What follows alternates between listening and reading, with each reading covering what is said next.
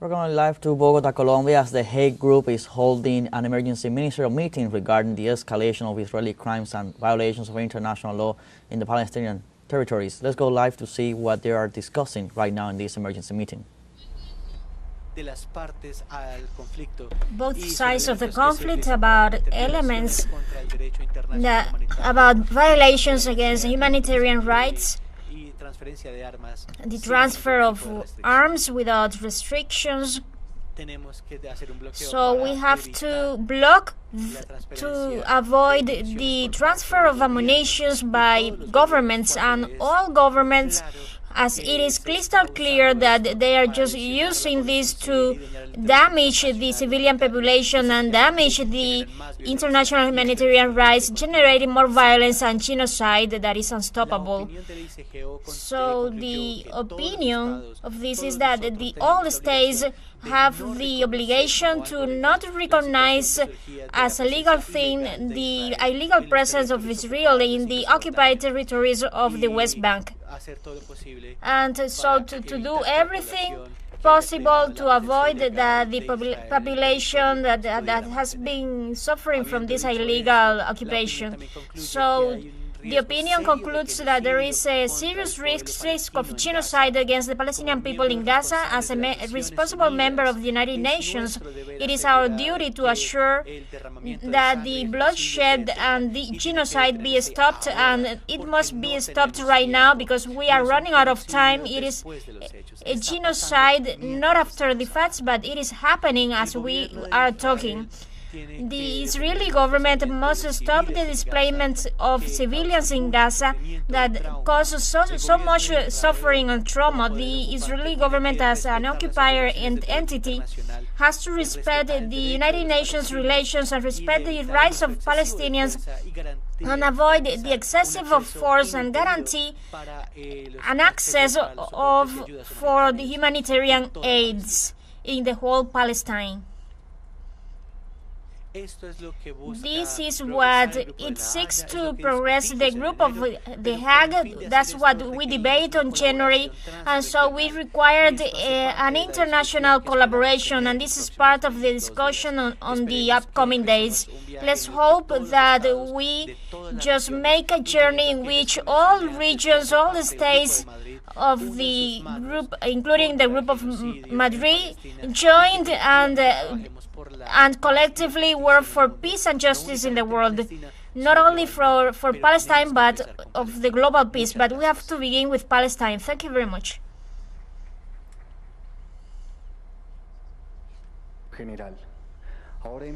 Right now we invite to give the floor to the Minister of Palestine, Al-Mansour.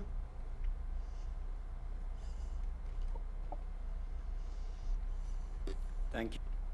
Muchas gracias. Thank you.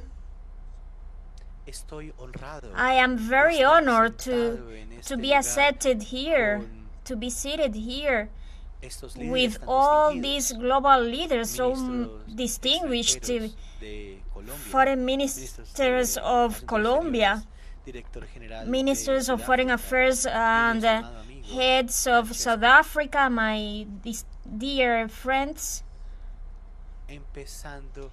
I would like to begin this conference that is so on due time here in Bogota, in Colombia, arranged by the Hague Group and all friends that are supporting these initiatives, these practical and concrete initiatives, as very important articles of Colombian president that was published on The Guardian, declaring accurately that what we need is a reaffirmation of the principles.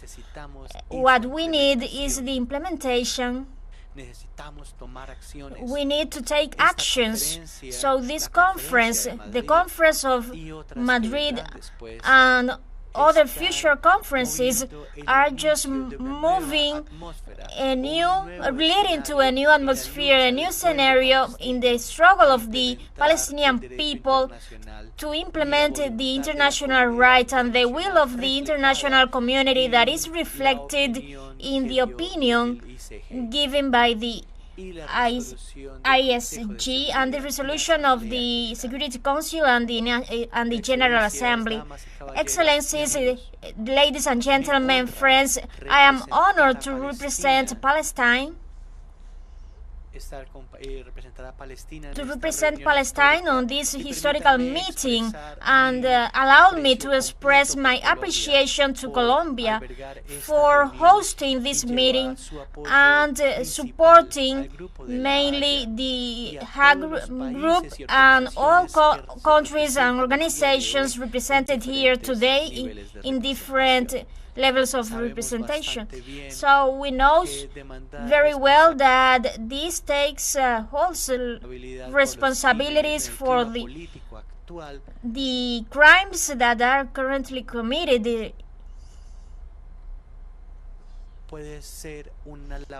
Can be a very dangerous labor, as we have just been witnessing with the sanctions of the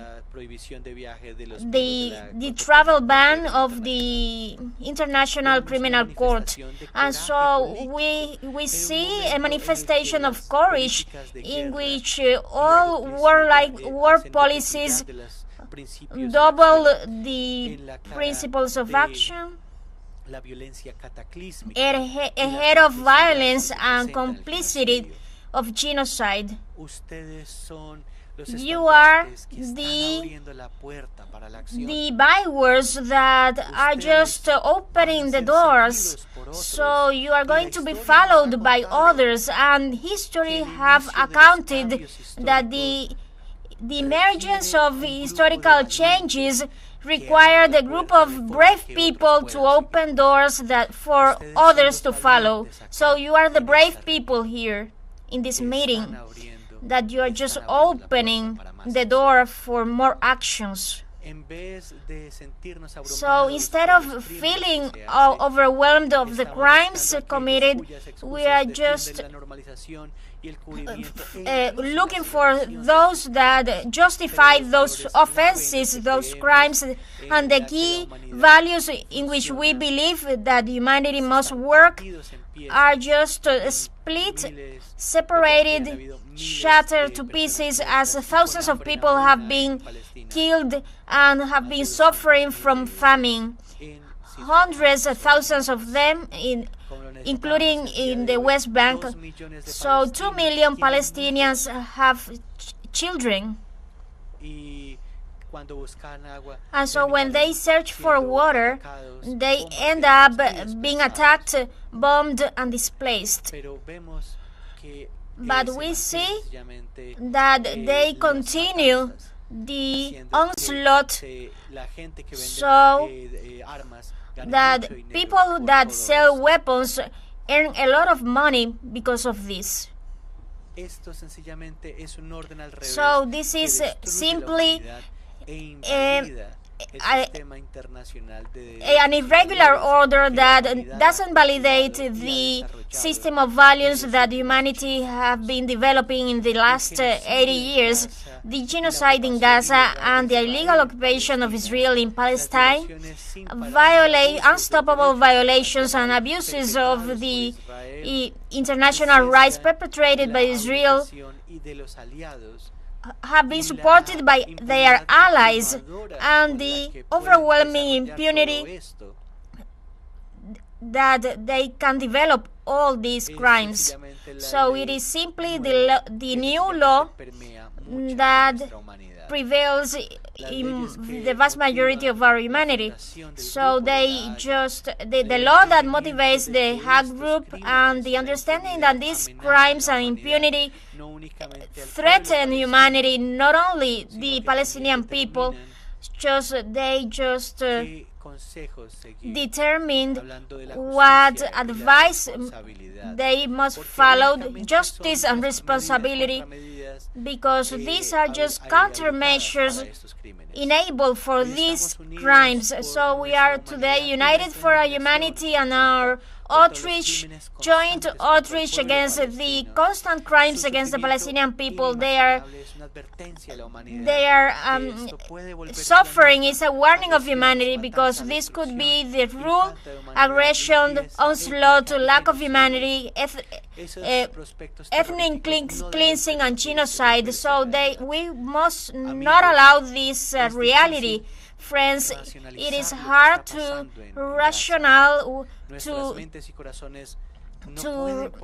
it is hard to make sense of everything that is happening. Our hearts and minds cannot picture the pain that our people is suffering. The genocide of Israel is devastating. It is ending up each daily aspect of life. As our meeting today and our collective efforts are inspiring and empowered, they search for hope in this dark moment, so we can demonstrate to our children and future generations worldwide that we are doing the things right for them, because we rise up for them for a more humane world, that we cannot surrender or leave them aside for them to be a prey of brutality, expansionism, and perpetual everlasting injustice. So we must bring those to justice as an element of peace, and we cannot see impunity as regular and avoid that those crimes be committed. So this is a vicious spiral that could end humanity. We cannot surrender, and we cannot be prey not only for the welfare of Palestine but also for humanity. So bringing those to justice is not that the only thing that we must rebuild. We must be against the apartheid and avoid that this must happen again. So we can protect Palestinians by bringing them their freedom and dignity in their own land. Israeli, we must not allow the Israel that in an active way they take over the Palestinian territory and commit the ethnic cleansing and wipe out Palestinians of the earth. And so debating on recognizing Palestine or not. So those who haven't recognized Palestine, they must take that step, because 149 countries have already recognized Palestine, and there are others on their way, and they must do it as soon as possible, including greatest European countries and in Asia and in North America. I am referring to Canada.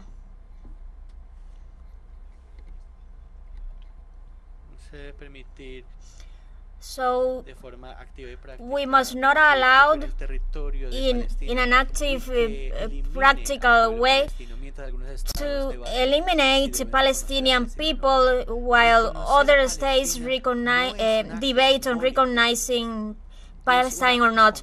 So recognizing Palestine is not a symbolic act, it's an act of defense against the rejection, and it is a rejection against the colonialist expansionism.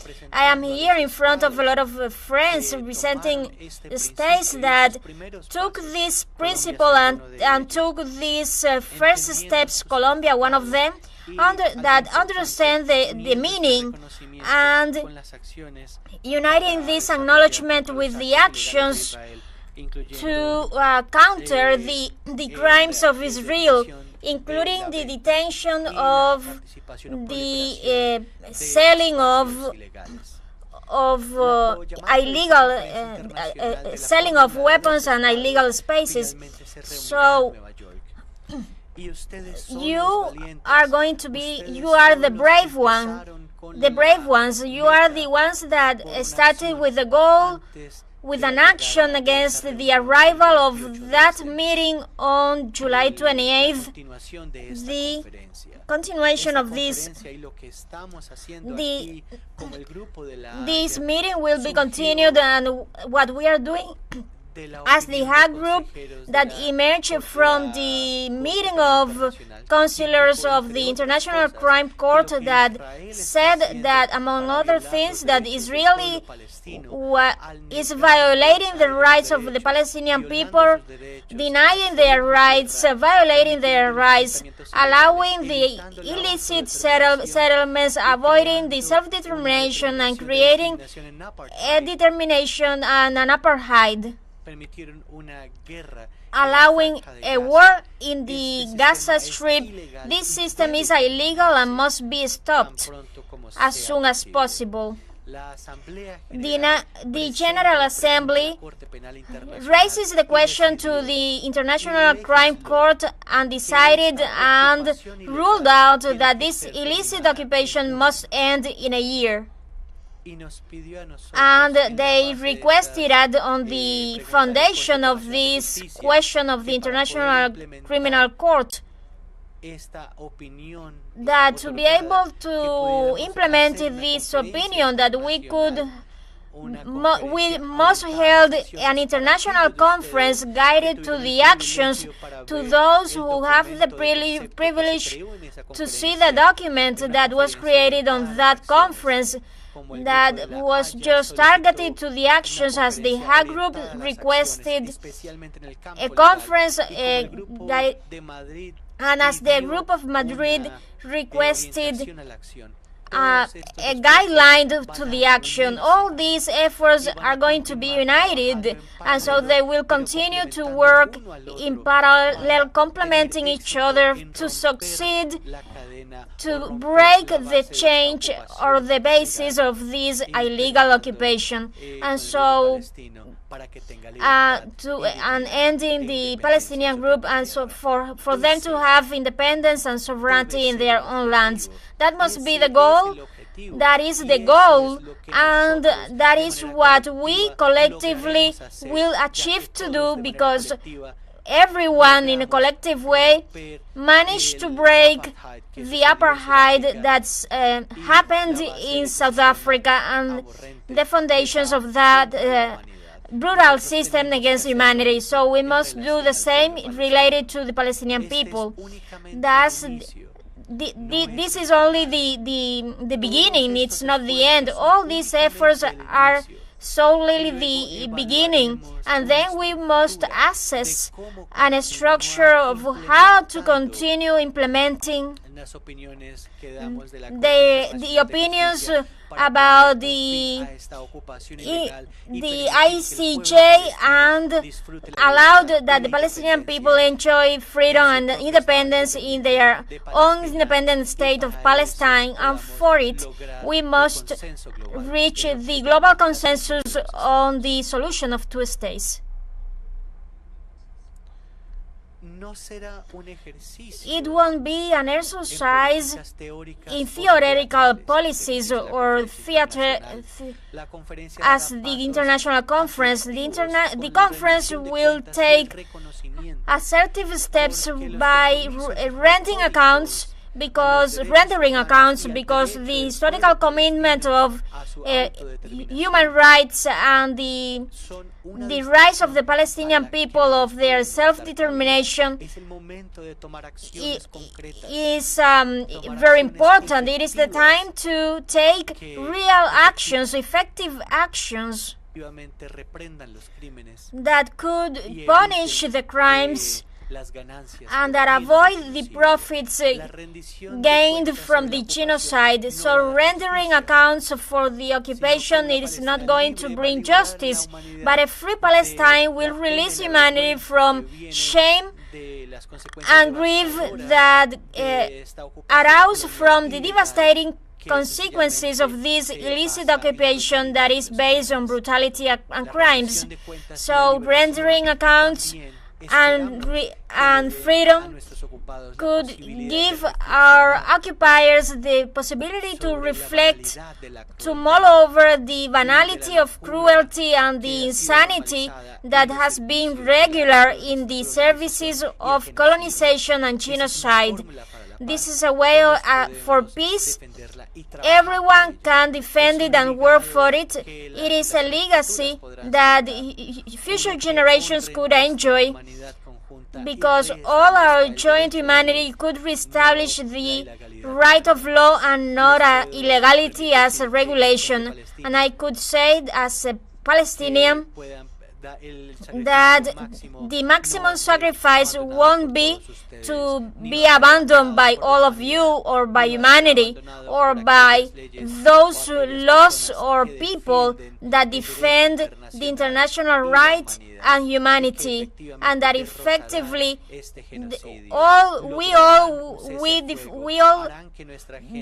will defeat genocide and make our people receive assistance, and so we will defeat the crimes against humanity and displacement, and we will give our people and the millions of children in Gaza and all Palestinian children give a hope of a future that is not full of wars and destruction and denial of their childhood, but a future full of promises, hope, independence and dignity. And we all are determined to reach this with your help and efforts. I really appreciate your efforts. Well, thank you, Minister, for your words, and continue with this ministerial meeting about Palestine. We would like to invite Mr. Tayer Arnek, who is going to provide us a testimony of the situation in Gaza.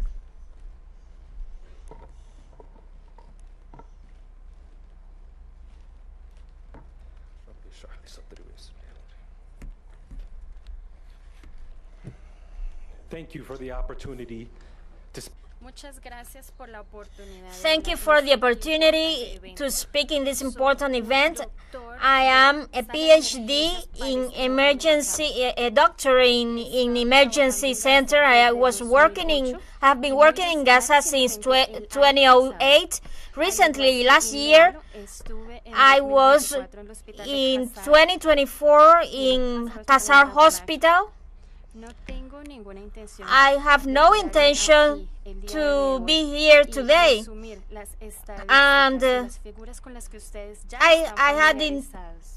and the figures that you are just familiarized with, but I think that these estimates do not tell the real stories of what's been happening in Gaza, because everything that happens there is horrible, unbearable, but time here is limited, so my words cannot express the real devastation there. So my intention is just to transmit a portion of the reality that they are just living through, and so they have been just obstructing the possibility of survival there in Gaza.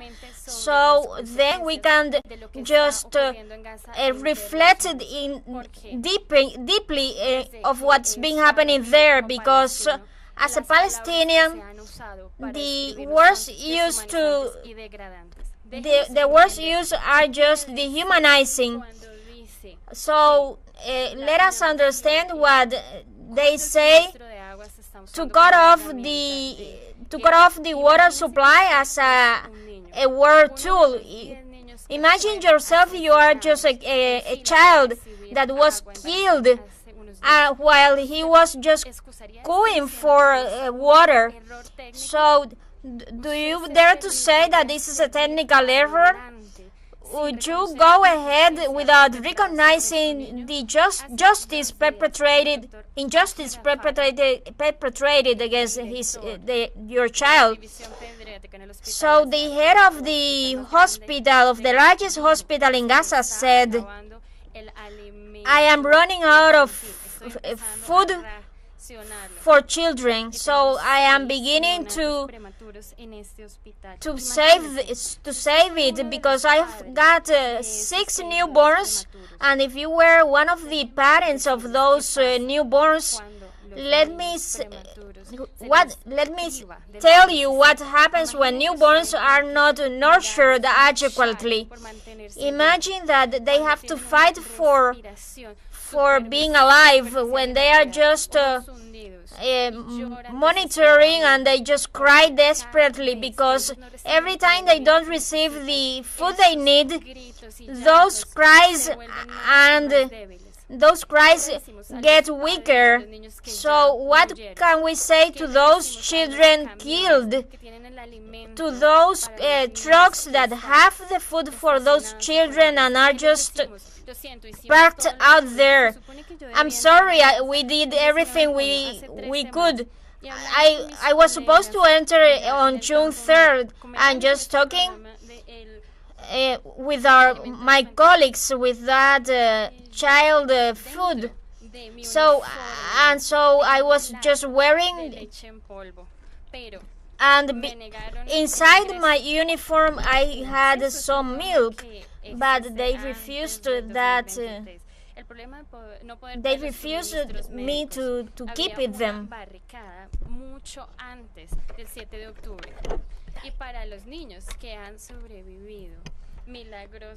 So they have managed to survive miraculously, some suffering from famine, and so they continue to survive. It is important to take into account that every day they are just suffering from famine. They are just suffering irreversible aftermaths of their mental and physical development. Any of us would put up with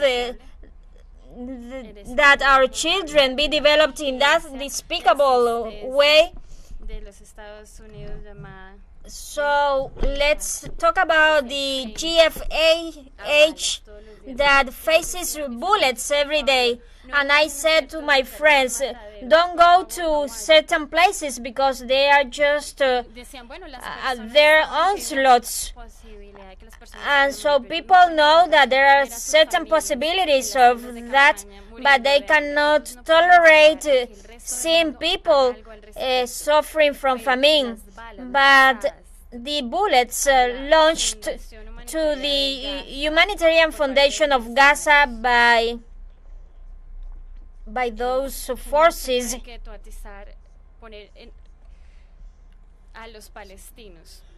so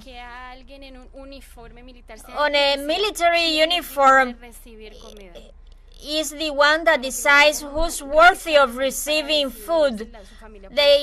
People are being registered for them to eat, and Palestinians denounce that they are just attacking the health system. And so we must understand the aftermaths of these attacks on hospitals in Palestine. Of each hospital attacked by military forces, we see that the pillars of the medical system has been hit. And so Dr. Malwana just returned and was killed. The Dr. Conchil, an expert that trained all young surgeons, and he was killed last week. And so, well, I thought how to address on this conference. I realized that I forgot certain names of my colleagues that were just killed in the latest months, but it is like that. Many health workers have been killed by the Israeli army. One of them was Saldim, a young physician who worked in Gaza, in central Gaza, and was assisting newborns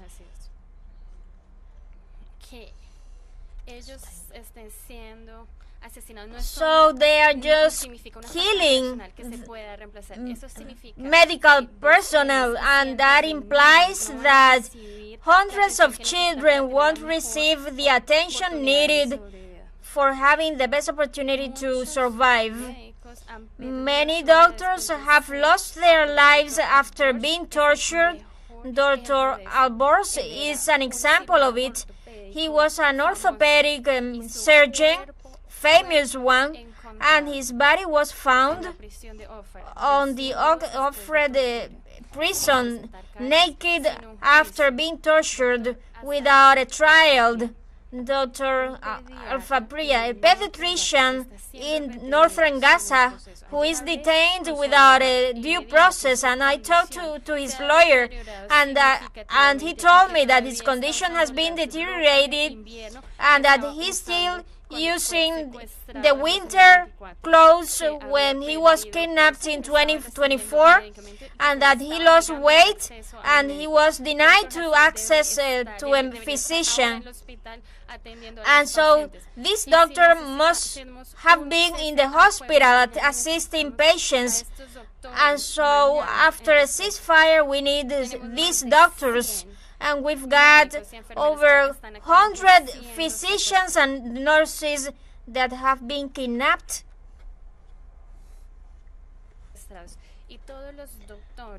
And all doctors and nurses that have been kidnapped, attacked, or injured, they are not included in the response. So how can we look for another day?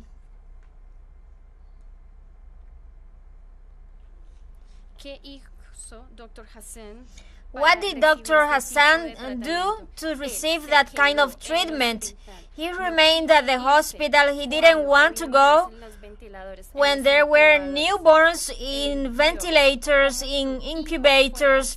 He saw how his child was murdered, and then he buried him in the facilities of the hospitals. So I refer that the medical system is being attacked, and the medicine supplied is being attacked, is being collapsing, and surgeons have been attacked. People remain without surgery, and those people in need continue to be displaced as sheep. Go to this area, go to that one. Take all your family, and with luck you could find a place nearby the sea.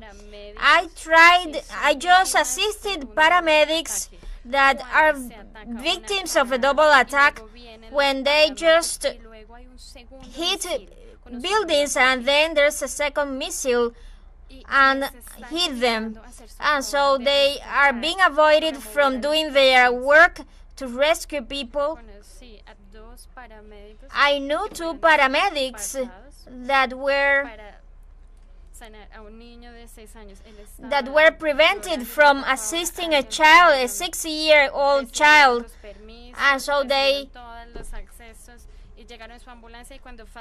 received all permits, and then the missile attacked and killed them, both of them.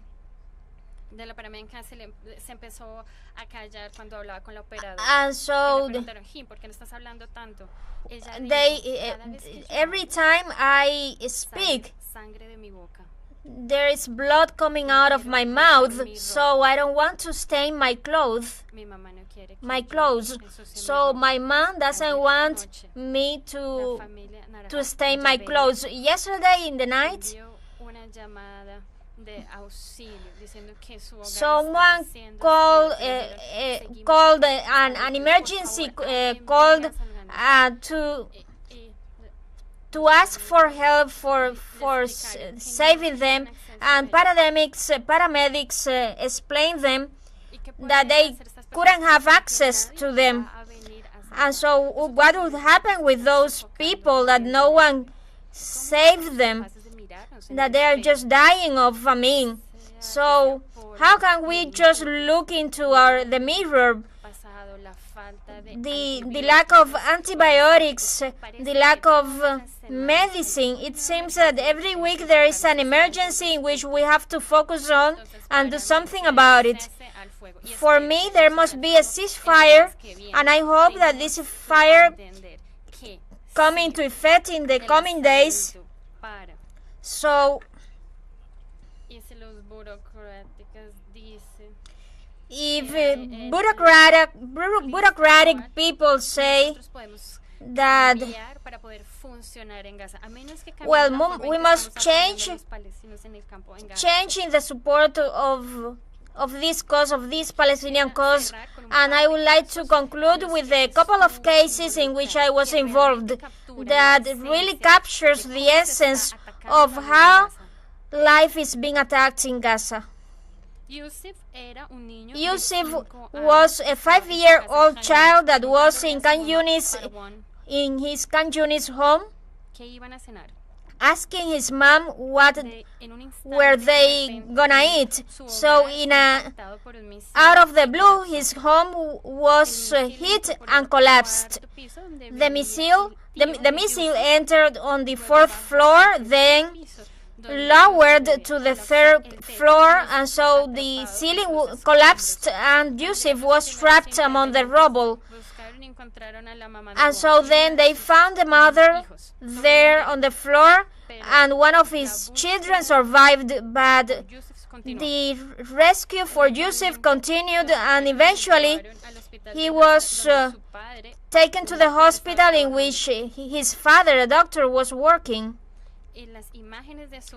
In the images, his mother was just running on the hospital, asking if someone has seen a curly hair, red hair curly, named Yusuf, and finally one of the workers brought his parents and to see Yusuf, but Yusuf was dead.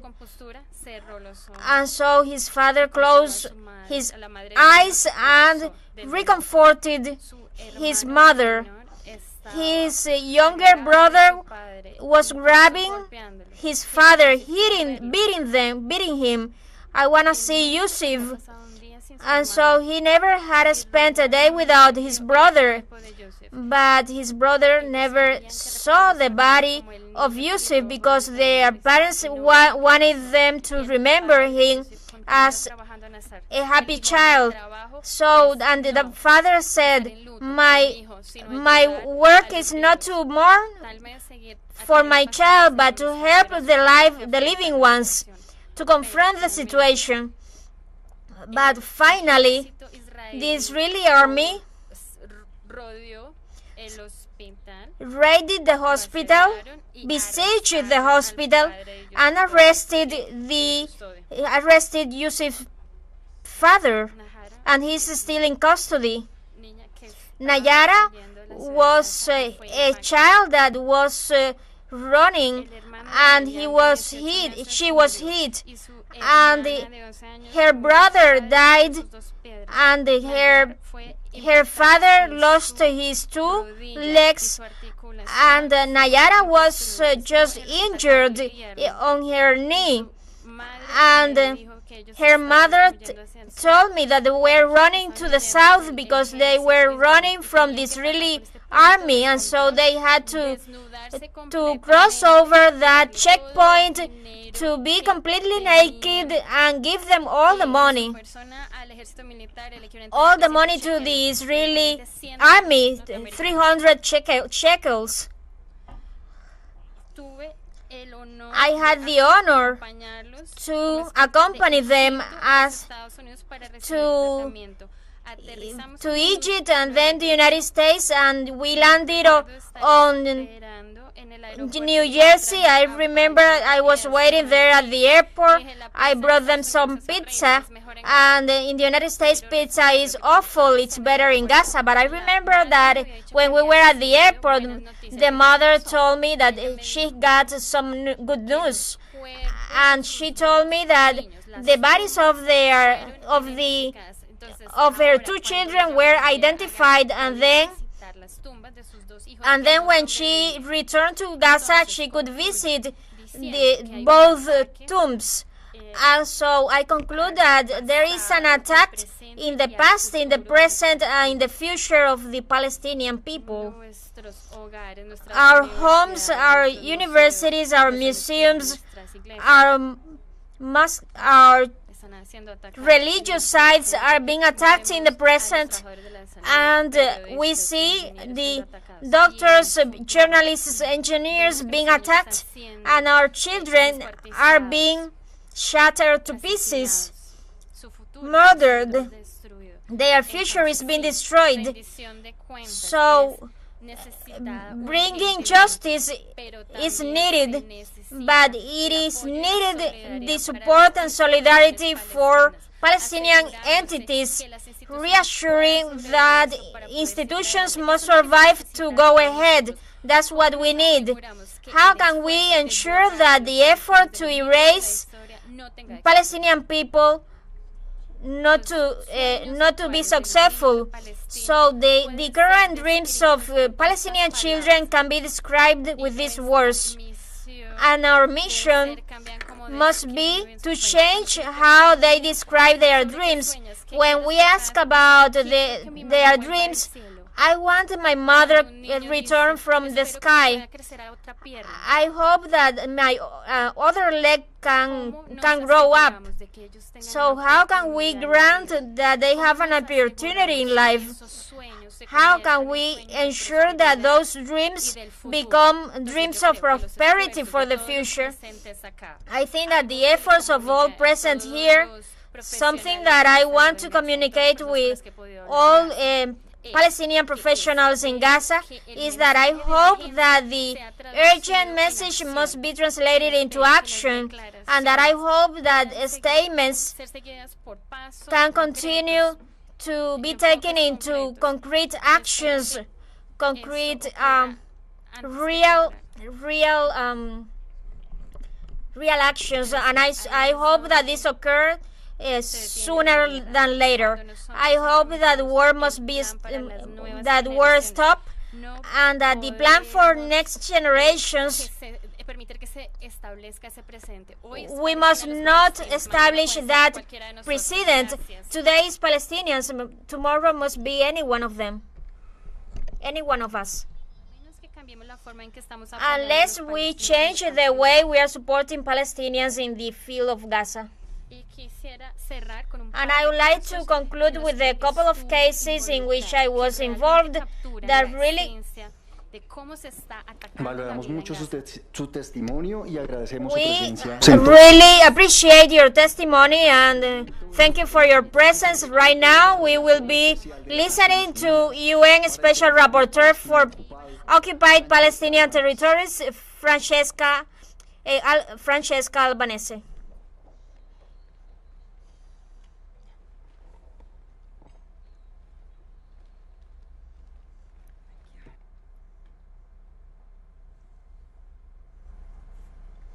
Excellencies, friends.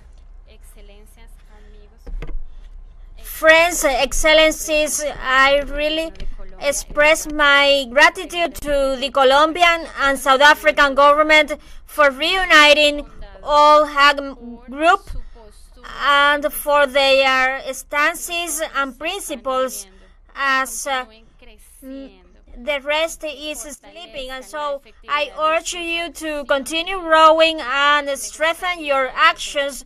I would like to appreciate the work of all of you and the Palestinian experts that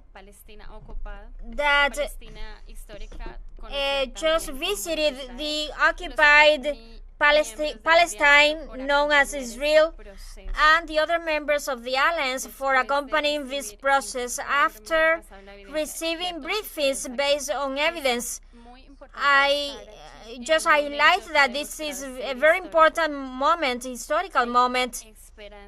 There is hope that this is going to move all present to define real actions, concrete actions to protect Palestinians in the field that is left from Palestine, because we must build a system of freedom, rights, and justice for all.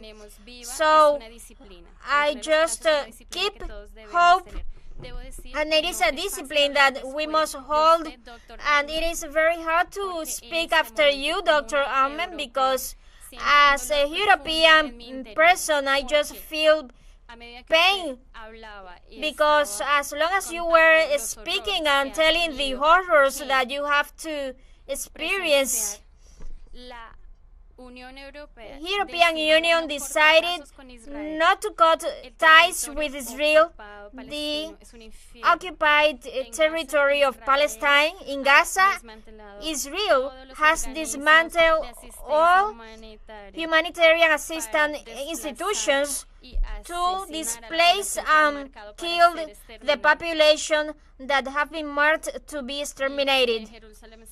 In Jerusalem, they refer to a persecution that must continue, spreading the arbitrary detentions and torture.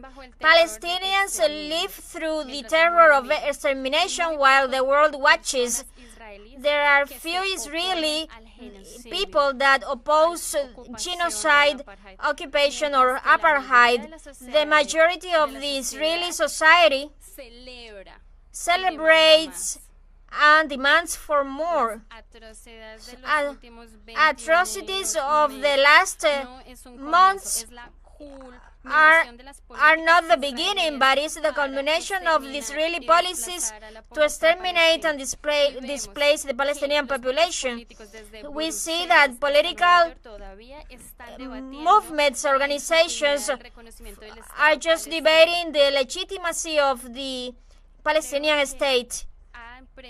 And I think that they have intended to invest in the Palestinian Authority while they allowed Israeli forces to commit crimes.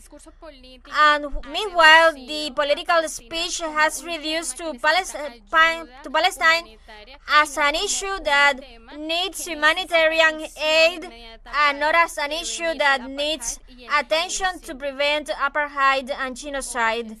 So today, we are witnessing that Palestine has been deprived of the possibility of transformation, and this is not being reflected in political agendas. And we see that we are creating a revolutionary shift, one that must be recalled as the time in which history changes its course. That's why I came here to this meeting, because I think that there's gonna be a historical change. I think that narrative is changing in Brussels. Maybe they must not have realized yet, but it is changing. So the narrative is far away from the legitimate self-defense right invoked by Israel. The use of dehumanizing terrorism for each Palestinian action has taken to a global paralysis that has been intentional and that must be revoked. Secondly, in response, we are just seeing the emergence of a new multilateralism, and I see that the majority is changing, and I am happy to see that most countries are here. And so I think that the vast majority must be from European countries, but that's not the reality. And so I think that these institutions are just symbolizing and are just standing for the humanitarian rights, but that they are attached to colonialist structures and to war. And so they just bend the truth when they see genocide. And I see that the Hague Group has the capacity to generate a coalition, and I ask you to support Palestinian people in a steadfast way. We all want a global change based on justice and mutual collaboration. We don't need to have any political association to support this idea.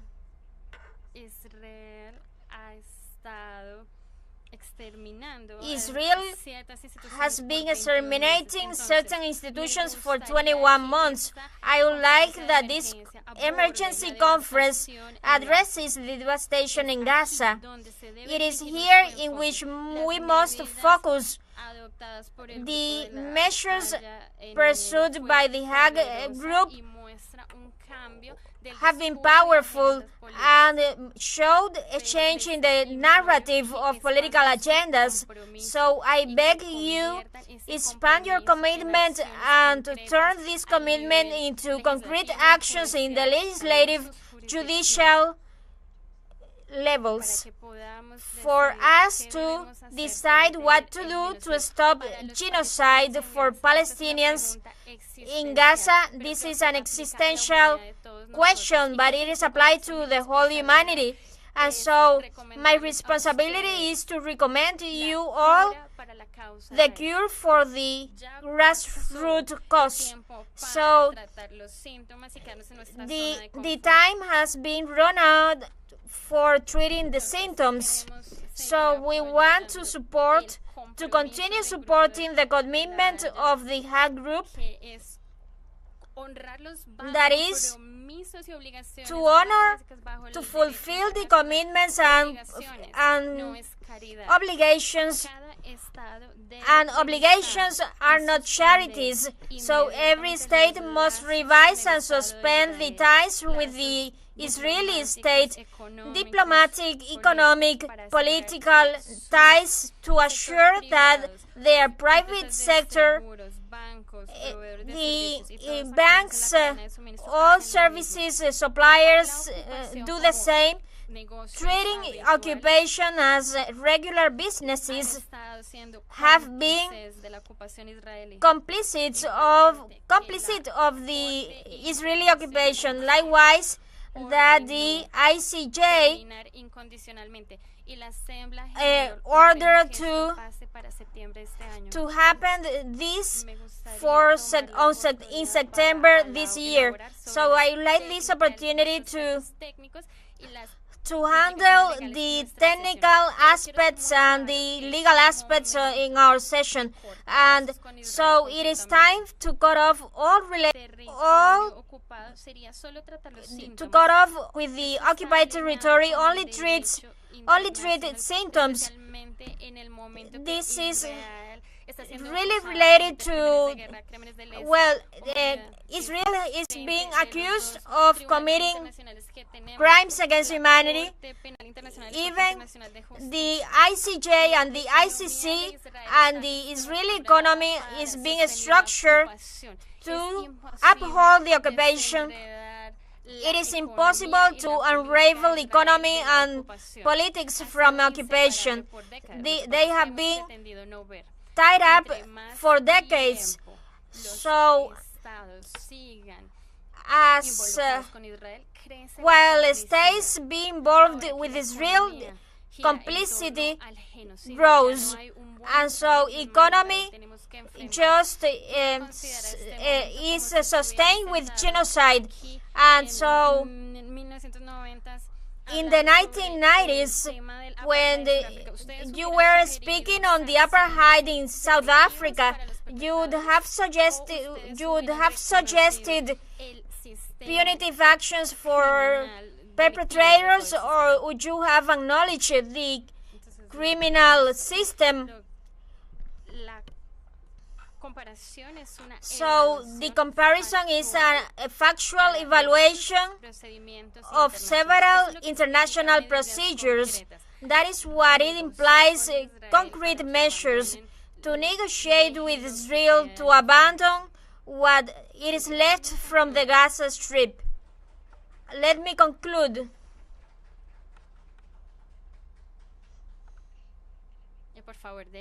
Please, let me end up with a word for the Palestinian people.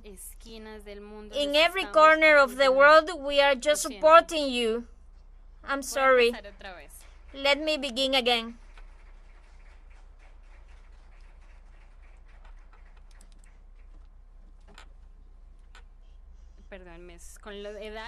Pardon. By age, I am very overwhelmed. So for Palestinians and everyone that we are just, in every corner of the world, we are supporting you. So whatever it happens, Palestine has written this sad episode as the agents that are in the epicenter of injustice, standing against tyranny and neocolonialism. Thank you.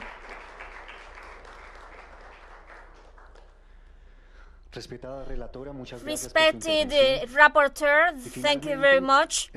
And finally, we will listen to Neludla, Executive Secretary of the Hague Group.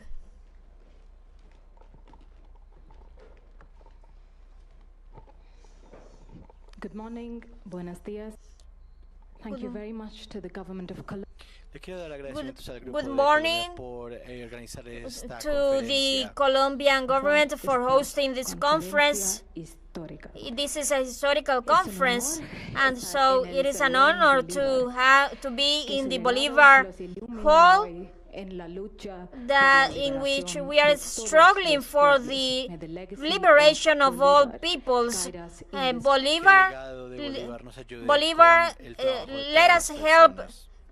Bolivar's legacy help with the liberation of all peoples. When we just when left the palace in The Hague, then Netanyahu said that no one could stop us, not even the Hague Group. And so then even we are just here reunited after 147 days of genocide. That's why we are here in Bogota, reunited to end the impunity of Israel and the complicity of all other states. The idea is not to create new laws, as we have already repeated today. We are not creating new laws. We are not thinking of because laws are clear. The Hague has already spoken. United Nations has said that Gaza is the place with most famine in the world, and many organizations have urged for joint action to help Palestinians for their self-determination. It is not clarity what it misses. What misses is courage, bravery to comply with the international rights. So the following 24 hours we will be debating on what kinds of measures will be pursued, which are not optional, radical or new. Simply, these are legal obligations, binding obligations under the convention, under the international, the ICJ and the UN Charter. We say that Palestine is a space, but it stays. And so we think that the Hague Group, the Madrid Group, in all action groups, the only antidote we've got to punish powerful nations that seek to protect the illegal actions of Israel. It is a collective response. The only antidote to this punishment, it is the joint action of states. There are times in history that mark before and after in participating. And I think that the meeting today, the conference, is one of these moments. As a executive secretary, I welcome all the states present here whose flags are behind me, but there are many countries present that maybe their flags are not here, but their people are, because people have spoken and they are by the side of of Palestine, Francesca, and so many conversations we have been held. It is a greatest honor, responsibility to comply with this tax, but when the group ends up its tax, Palestine will be free. Thank you. Thank you, Lady Secretary. And so in this way, we have just concluded this meeting. In the afternoon, there are going to be debates between attendees whose results will be informed tomorrow in the closure. We really appreciate the media outlets, and I invite you to go to the hall, to the Diplomatic Academy to continue your labor. Thank you very much and have a nice day. We're watching live the installation of this emergency ministerial meeting of the Hague Group that is being held in Bogota. We saw to the statements from the UN Permanent Representative of Palestine, Riyad Mansour, denouncing once again the atrocities being committed by the Israeli regime in Palestine, the occupied territories. We also had the opportunity to listen to a doctor that has been working in Gaza over the past month and also express first-hand account of the atrocities and the tragedy that is being experienced by the Palestinian people there, and also listen to the special rapporteur, the UN special rapporteur of the area of Palestine, Francesca Albanese, who was also making the call, as all the people that have gathered here in Colombia, of having a joint action in the international community to be able to condemn and put pressure on the Israeli regime to end the genocide that is being carried out against the Palestinians. Francesca Albanese said that she called for all member states of the UN to call all ties, economic, trade, all kinds of ties with the Israeli regime to put pressure and really force an end to the genocide that is being committed against the Palestinian people, and to once and for all implement the two-state solution in the area to bring an end to the conflict and bring peace and prosperity for the Palestinian people. We're going to stay tuned on everything that is happening in this paramount meeting, the ministerial emergency meeting that is being held by the Hague Group that was created earlier this year on January 2025, in the face of the growing escalation of the violence of the Israeli regime against the Palestinian people and the continued violation of international law. So stay tuned with teleSUR English to keep up to date on everything that is happening in Bogota.